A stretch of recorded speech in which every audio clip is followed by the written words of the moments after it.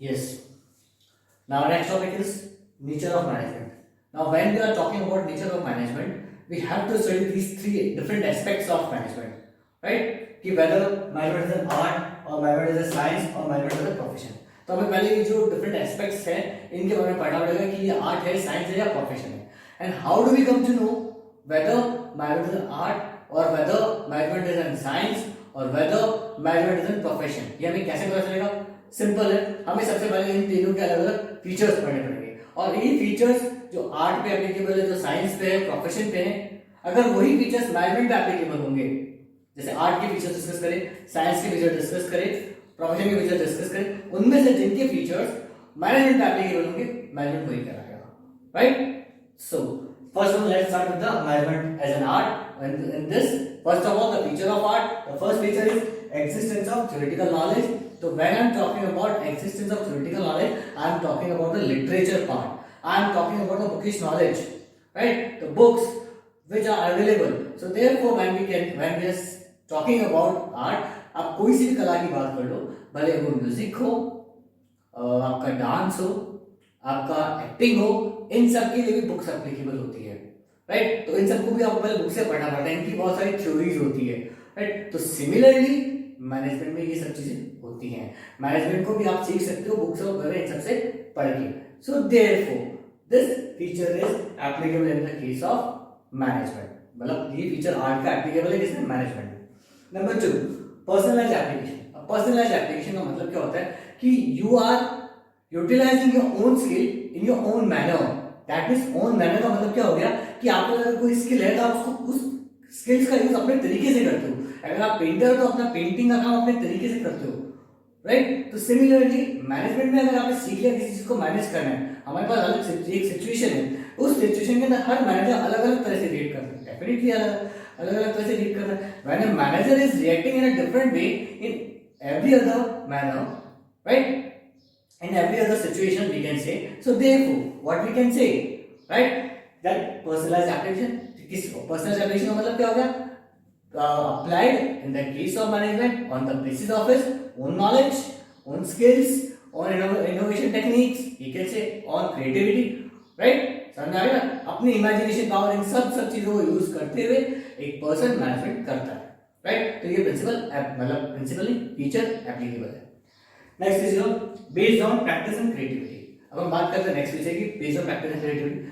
कोई भी चीज, कोई भी कला आपको कैसे आएगी? जब आप उस चीज की रेगुलर प्रैक्टिस करोगे.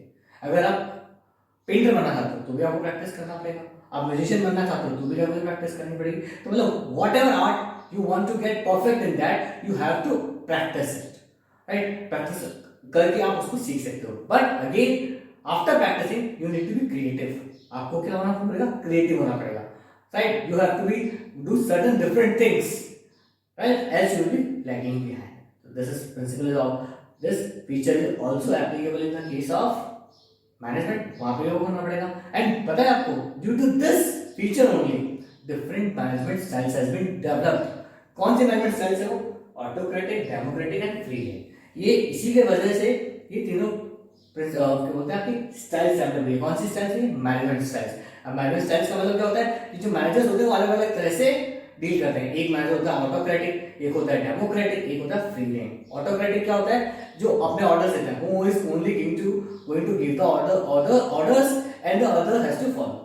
A manager has to give the orders and other else has to follow only that. They cannot use their own brain. वो अपना दिमाग यूज नहीं कर सकते. ये होता है आपका ऑटोक्रेटिक, मतलब उनको कोई फ्रीडम नहीं होती.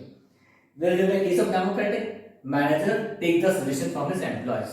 Whatever the situation is there, he is going to take the advice from that, and on the basis of that advice, right, he is come to the solution, which is हम कहते हैं ना, जो सबको फिर उसको मानना पड़ता है सबको, right?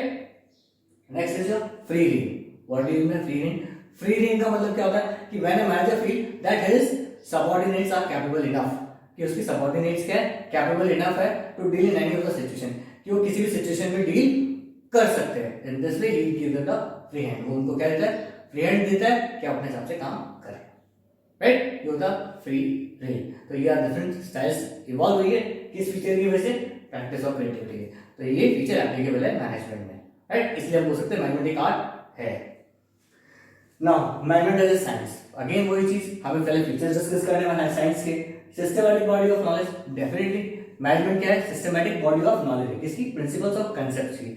जो प्रिंसिपल और कंसेप्ट्स इतने सालों से हमारे साइंटिस्ट लोगों ने बनाए हैं, राइट, कैसे, प्रैक्टिस करके। हम आगे बढ़ेंगे, प्रैक्टिस करके बनते हैं, एक्सपेरिमेंट्स करके बनते हैं, right.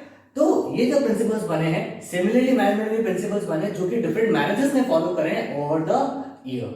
So therefore what we can say, there is definitely systematic body of knowledge is there also applicable in the case of management। Science में भी है, किसकी वजह से, प्रिंसिपल ऑफ साइंस के कॉन्सेप्ट्स की वजह से। Similarly in the case of management. Now repeated, sorry, based on observation and experiments. अब हम बात करते हैं based on observation and experiment. जब हम बात करते हैं based on observation and experiments, that means the principles and concepts which has been given by the different scientists, how they have been evolved, वो evolve कैसे, regular practice से, repeated experiments से, then they have finally come to the conclusion that this thing is going to happen by following this principle, right? Similarly this thing also happens in the management but not 100%. Why? Because management has to deal with the human beings, इससे deal करना पड़ता है human beings का, जिनका behavior 100% predictable नहीं होता।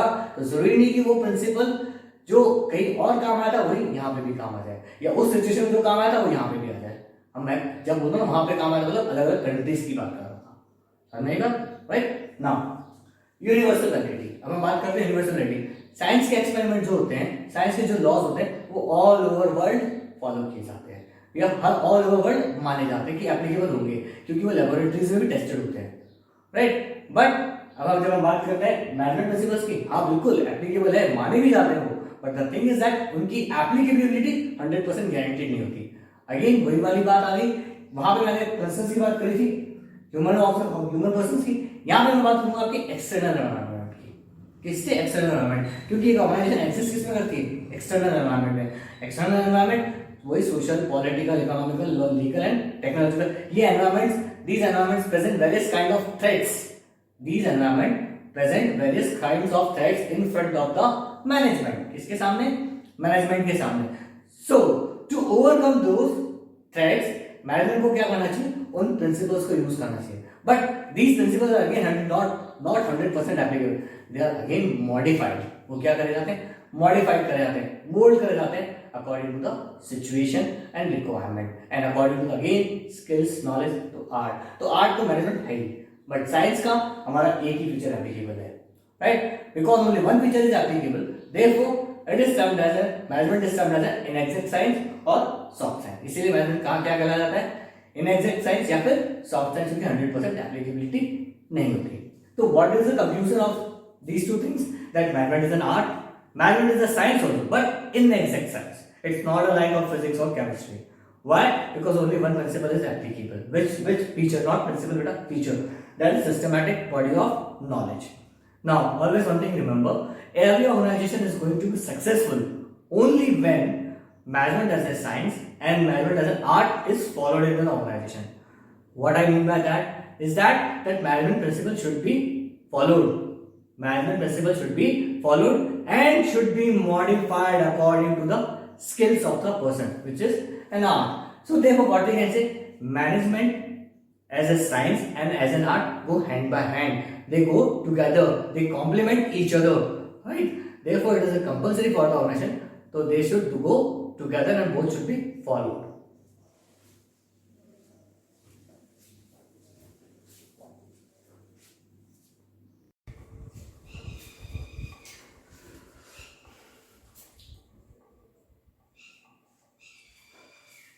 Now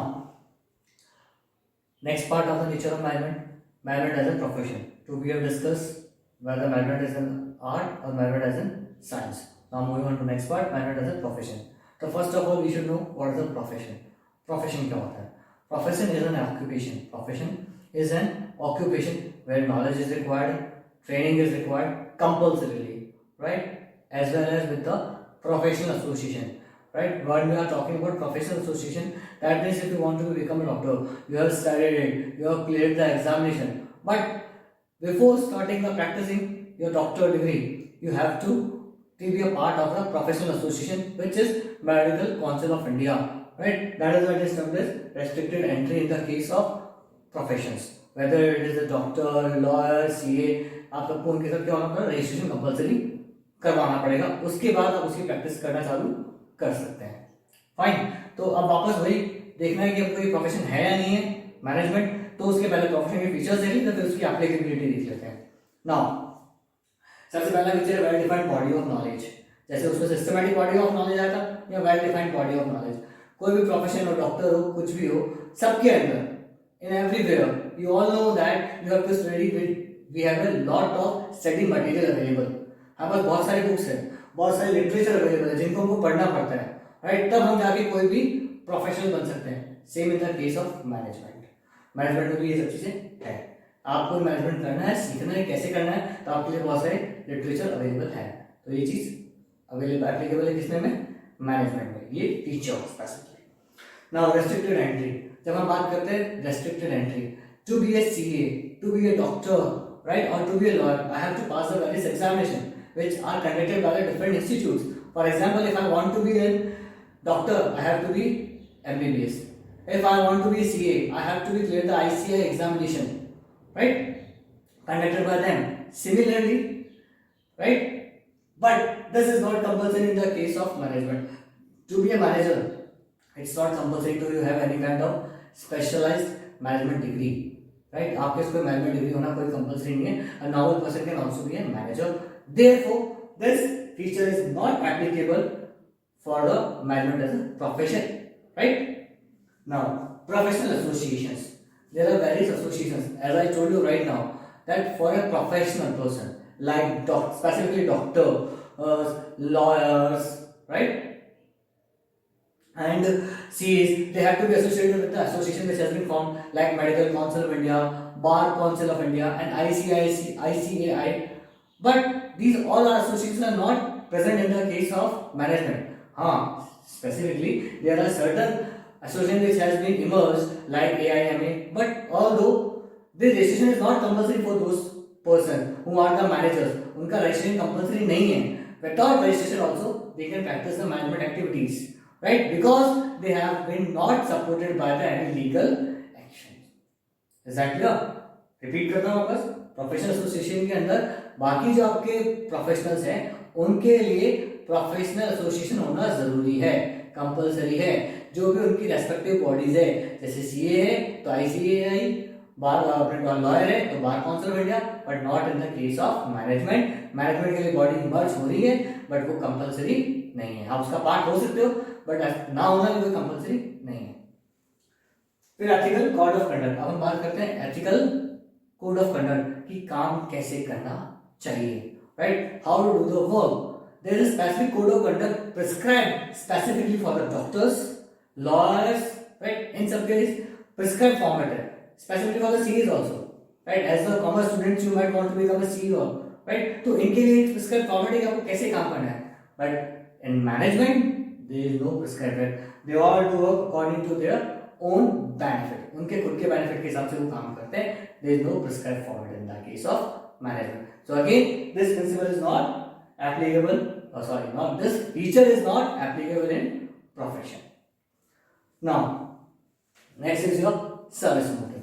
अब हम बात करते हैं सर्विस मोटिव की। डेफिनेटली जितने भी आपके प्रोफेशनल्स होते हैं, they are not businessmen, they are only providing services to you. वो क्या करते हैं, आपको सिर्फ सर्विस प्रोवाइड करते हैं। वेदर डॉक्टर हो गए, सी हो गए, ये सब आपके हमेशा सर्विस के लिए रेडी रहते हैं। But not management, they are been established, मतलब बिजनेस ऑर्गेनाइजेशन है जहां मैनेजमेंट है वो किसके लिए एस्टैब्लिश करी गई है, फॉर प्रॉफिट अर्निंग। किसके लिए, प्रॉफिट अर्निंग के लिए, राइट? तो apart from doctors, lawyers, right, CS and all, मतलब ये जितने भी प्रोफेशनल्स होते हैं, राइट, जिनकी रेस्ट्रिक्टेड एंट्री है एंड ऑल है, राइट, इन सब का एम होता है सर्विस प्रोवाइड करना, but not in the case of management, इनका एम होता है प्रॉफिट अर्न करना। ठीक है, तो now what we can conclude, how we can conclude the topic of nature of management, that we can conclude in this way that management as a science and art should go hand by hand, should complement each other and should be present in an organization to work efficiently and effectively, right? क्यों? मैं एक बार फिर बताता हूं क्यों। Art क्या होती है? आपकी स्किल्स होती है, साइंस की जो सिस्टमेटिक बॉडी ऑफ नॉलेज होती है, जिसकी आपकी जो थ्योरीज होती है, प्रिंसिपल्स होते हैं, उसको आप अपने अकॉर्डिंग मॉडिफाई करके by using your art skills आप उसको मैनेजमेंट में एप्लीकेबल कर सको, इसलिए ये जरूरी है।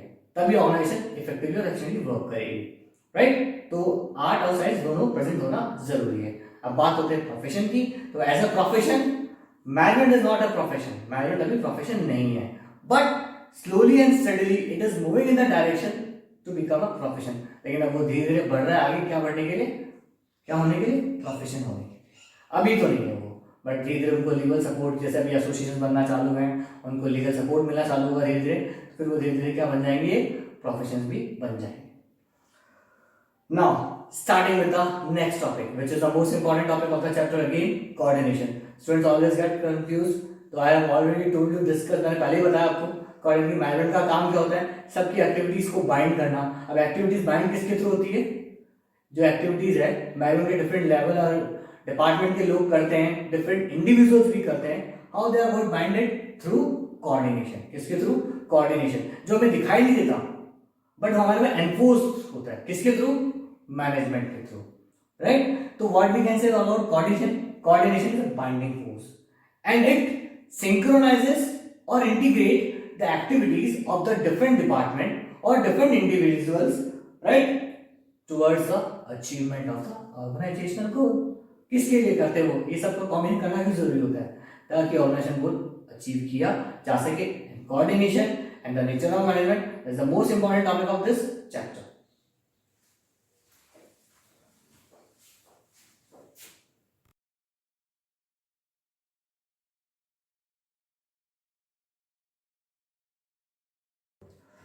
Now, students, with the last topic of the chapter, coordination का डेफिनेशन मैंने आपको पिछली बार बताई थी, पिछले वाले वीडियो के अंदर हमारे, मतलब पिछले वाले वीडियो में, इससे पहले आपको समझाई मैंने कि कोऑर्डिनेशन क्या है आपका, कि बाइंडिंग फोर्स होती है जो आपके इंटीग्रेट करती है एक्टिविटीज को, सिंक्रोनाइज करती है एक्टिविटीज को। किसकी एक्टिविटीज को?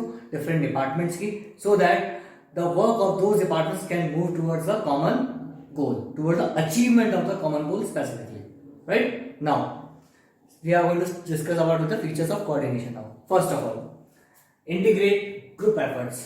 जैसे कि भी हमने डेफिनेशन में पढ़ा कि डिफरेंट डिपार्टमेंट्स के ग्रुप के एफर्ट्स को क्या करता है? कंबाइन करके, ताकि हमारे ओरिजिनल गोल को अचीव कर सकें। Same thing here, right? Individual and department goals, जो भी इंडिविजुअल गोल्स हैं और डिपार्टमेंट के गोल्स हैं, सबके एफर्ट्स को कंबाइन करके वो मूव कराता है उनको किसमें? ऑर्गेनाइजेशन गोल को अचीव करने में, which is ultimate. Then next is unity of action. Unity of action that means all the work, all the efforts of the different individuals, different departments should be moving towards the achievement of the common goal.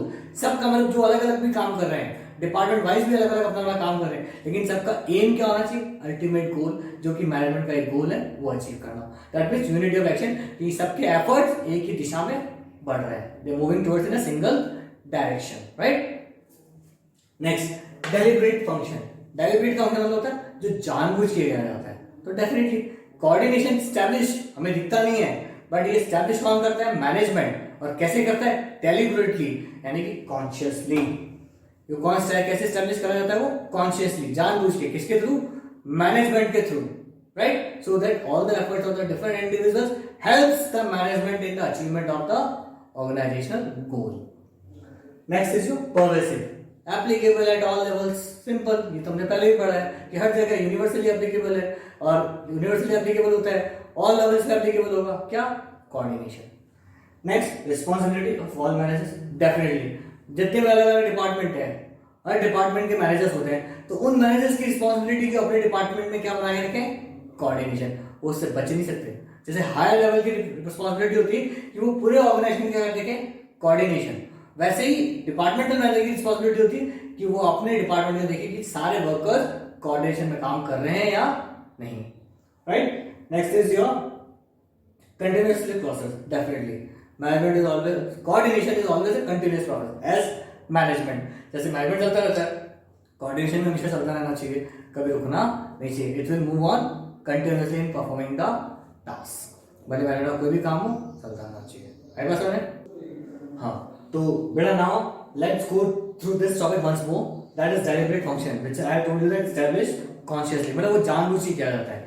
तो जैसे coordination अगर हमें किसी से चाहिए तो आप forcefully नहीं ले सकते उस कोऑर्डिनेशन को, राइट? वो विलिंगनेस, उसको आप बोलते हैं कॉपरेशन। क्या बोलते हैं उसको? एक वर्ड, कॉपरेशन। तो जो कोऑर्डिनेशन और कॉपरेशन है वो दोनों साथ साथ आना चाहिए, तब जाके काम अच्छे से होगा। और जो कॉपरेशन होता है ना वो वॉलंटरीली आता है।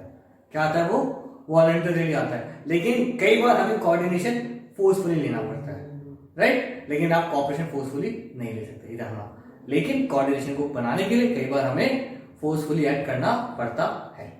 फाइन, चलो now moving on to the next topic, that is importance of coordination. अब कोऑर्डिनेशन जरूरी क्यों है? सबसे पहली बात, ग्रोथ इन साइज। अगर हम ग्रोथ इन साइज की बात करें, अब जैसे जैसे आपकी फर्म का साइज बढ़ेगा, ऑर्गेनाइजेशन ग्रो करेगी, राइट? और नंबर ऑफ एम्प्लॉयज बढ़ते जाएंगे, राइट? जब ऑर्गेनाइजेशन ग्रो करेगी तो नंबर ऑफ एम्प्लॉयज बढ़ेंगे। अब नंबर ऑफ एम्प्लॉयज बढ़ेंगे तो जब नंबर ऑफ एम्प्लॉयज बढ़ेंगे वो अलग अलग बैकग्राउंड्स होंगे, अलग अलग कल्चर्स होंगे, तो उनके बीच में क्या होना जरूरी है? कोऑर्डिनेशन। अगर कोऑर्डिनेशन नहीं होगा तो organization will not be able to sustain, वो सस्टेन नहीं कर पाएगी, सर्वाइव नहीं कर पाएगी, क्योंकि जब वर्कर्स आपस में अच्छे से काम नहीं कर पाएंगे तो उनके गोल्स अचीव ही नहीं हो पाएंगे, right? Next is your functional differentiation. Now when I am talking about functional differentiation, I told you in the middle level of the management, middle level में पढ़ा था ना आपने कि different functions के basis पे different managers होते हैं। अब functions कौन कौन से होते हैं आपके? Production, finance, HR, marketing, purchase, ये जितने भी डिफरेंट डिपार्टमेंट्स होते हैं इनके भी मैनेजर्स होते हैं। क्या होते हैं? इनके मैनेजर होते हैं। और जब इनके मैनेजर्स होते हैं तो इनके डिफरेंट डिपार्टमेंट के खुद के भी इंडिविजुअल गोल्स भी होते हैं, एक और ऑर्गेनाइजेशन गोल भी होता है। तो ये जो फंक्शनल डिफरेंस बेसिस के ऊपर आपने डिफरेंट डिपार्टमेंट्स बनाए हैं, इनके जो गोल्स हैं खुद के, वो सब आपस में खुद के होने चाहिए, इंटीग्रेट होने चाहिए। इसीलिए उनका इंटीग्रेशन के लिए हमें क्या जरूरी है? Coordination. Coordination is compulsorily required for the integration of the different department goals so that they can work together toward the achievement of the organisational goal. और the last point, specialisation. Specialisation, अब specialisation क्या होता है? Definitely we all know that as the organisation size increases, right? As the organisation size increases, right? हम organisation size increase होगा तो हमें नए लोगों की जरूरत होगी, डेफिनेटली वो हमने डिस्कस कर लिया, नए लोगों की जरूरत होगी। बट जब साइज इंक्रीज होता है ना, बिजनेस बढ़ता है तो उसकी कॉम्प्लेक्सिटीज भी बढ़ती है। बिजनेस को करने की क्या बढ़ती है? Complexity. To manage those complexities we need to hire the professionals. हमें किसको हायर करना पड़ता है? प्रोफेशनल्स को। जैसे फॉर एग्जांपल लॉ के लिए आप सीएस को हायर करो कि लॉ के रिलेटिंग कंपनीज के लिए वो मैटर को देखेंगे, राइट? सीए को हायर कर लो, एमबीएस को हायर करो, प्रोफेशनल्स को। तो जब आप इन प्रोफेशनल्स को हायर करते हैं as they are expertise in their field, तो जब वो एक्सपर्टीज होते हैं अपने फील्ड के अंदर, तो definitely what they do, they have a feeling sometimes, some of them, कि हाँ whatever we are going to do it's going to be perfect, whatever we are going to do it's going to be perfect, so that doesn't look after the coordination. So therefore coordination is compulsory in case of specialization also, कि जो higher person specialist है आपने higher करे उनके बीच में भी क्या होना चाहिए? कोऑर्डिनेशन होना चाहिए, राइट? ताकि वो अच्छे से काम कर सके। Now the last and the important topic of the chapter, coordination as an essence of management. अब कोऑर्डिनेशन एसेंस ऑफ मैनेजमेंट यानी इंपॉर्टेंट क्यों है मैनेजमेंट के, और या फिर मैं कह लूं without coordination an organization can not survive और कैन नॉट सक्सीड। ना तो वो सर्वाइव कर सकता है ना सक्सीड कर सकती है। कौन? एक ऑर्गेनाइजेशन। तो क्यों जरूरी है? तो देखते हैं इसके लिए कि coordination in all functions of the management. Coordination management के हर फंक्शन में एप्लीकेबल है, हर जगह अवेलेबल है, राइट? कैसे देखते हैं। सबसे पहले प्लानिंग की बात करते हैं। तो जब आप प्लान करते हो तो आप as an organization as a whole plan करते हो पहले, राइट? और डिफरेंट डिपार्टमेंट्स अपने इंडिविजुअल अपने प्लान करते हैं, वो भी खुद भी प्लान करते हैं। अब क्या होना चाहिए? आपकी जो ऑर्गेनाइजेशन की होल प्लानिंग है और आपकी जो टोटल ऑर्गेनाइजेशन की प्लानिंग है और जो डिपार्टमेंट्स की प्लानिंग है, उन सब के बीच में क्या होना चाहिए? Coordination. There should be coordination between your plan यानी main plan and the supportive plan of the different department, then organisation will be able to achieve और succeed. Now next is your planning. अब हम planning की बात करते हैं, planning नहीं sorry organising. Now when we are talking about organising, organising में क्या होता है? मैंने क्या बताया? Resource allocation, right? Resource allocation के साथ साथ सुपीरियर सबऑर्डिनेट रिलेशनशिप भी एस्टैब्लिश होता है। सुपीरियर सबऑर्डिनेट रिलेशनशिप किसके बेसिस पे एस्टैब्लिश होता है? पावर के बेसिस के ऊपर।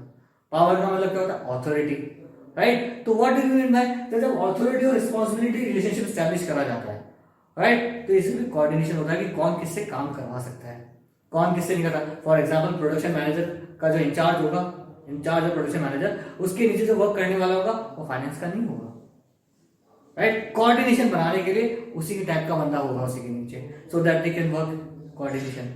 रिसोर्सेज भी उनको सबको इक्वली बांटने पड़ेंगे, या ये कह लो जिसकी रिक्वायरमेंट के अकॉर्डिंग बांटने पड़ेंगे, राइट। डायरेक्टिंग, अब डायरेक्टिंग के अंदर क्या आ गया आपका, सॉरी स्टाफिंग। अब हम स्टाफिंग की अगर हम बात करें तो स्टाफिंग के अंदर क्या हो गया, at the time of selection, selection के टाइम पे, दैट मींस फॉर एग्जांपल आज परचेज डिपार्टमेंट है या मार्केटिंग डिपार्टमेंट में कोई वैकेंसी खाली है, तो हायर कौन करेगा, एचआर मैनेजर। ऑर्गेनाइजेशन में एचआर डिपार्टमेंट होगा, वो हायर करेगा। When HR manager is going to hire, he is going to consult with the purchase department or marketing department wherever there is a vacancy in the organization, and with this consultation he is going to hire the employee on the basis of his requirement। मतलब समझ में आई कहने का मतलब कि जो अगर HR department है वो हायर करेगा एक एम्प्लॉय को किसकी कंसल्टेशन से, मार्केटिंग डिपार्टमेंट में वैकेंसी है तो मार्केटिंग डिपार्टमेंट के मैनेजर से, फाइनेंस डिपार्टमेंट में वैकेंसी है तो फाइनेंस डिपार्टमेंट के कंसल्टेशन से, तो वहां पे भी कोऑर्डिनेशन जरूरी है। Next is directing. अब हम बात करते हैं किसकी, डायरेक्टिंग की। डायरेक्टिंग का जब सुपीरियर सबऑर्डिनेट को डायरेक्ट करे, वो इंस्ट्रक्ट करेगा, गाइड करेगा, तो उनके इसमें क्या होना चाहिए, अगेन कोऑर्डिनेशन एंड कोऑपरेशन।